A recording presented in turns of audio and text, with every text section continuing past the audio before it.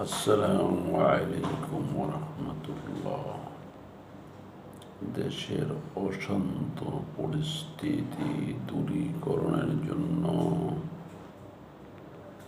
মাননীয় প্রধানমন্ত্রীকে আমি কোরআনের একটি আয়াত শোনাতে চাই, যার মাধ্যমে ছাত্র এবং মন্ত্রীর মধ্যে যে সমস্যা হয়েছে সেটা সমাধান করা সম্ভব। তাই আমি এটি পড়ে মাননীয় প্রধানমন্ত্রীকে আমি শোনাচ্ছি। ইন্নামাল মুমিনিনা ইখওয়াতুন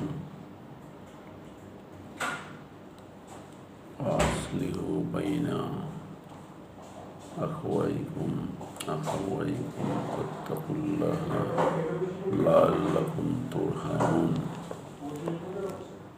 এটি আমি চ্যাট জিপিটির মাধ্যমে এটি আমি রিসার্চ করে বের করেছি।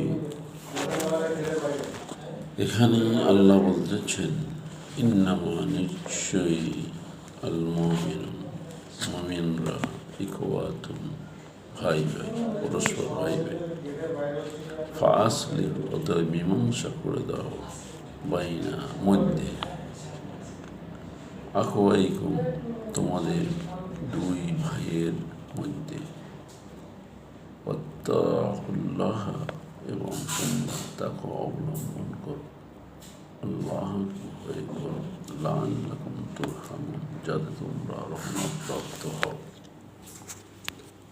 তার মাননীয় প্রধানমন্ত্রীকে আমি এটি বলতে চাই, দুই পক্ষের ভিতরে আপনি একত্রিত করে বিভিন্ন জেলা বিভাগ থেকে 100 ছাত্র বা 200 ছাত্র আর সংসদের সমস্ত মন্ত্রীরা মিলে সকলেই গোলাগুলি করে এই সমস্যার সমাধান করে দিয়ে অদূর ভবিষ্যতে যাতে আমাদের দেশে এরকম ধরনের সমস্যা না হয়, আমরা যেন কাউকে আঘাত দিয়ে কথা না বলি।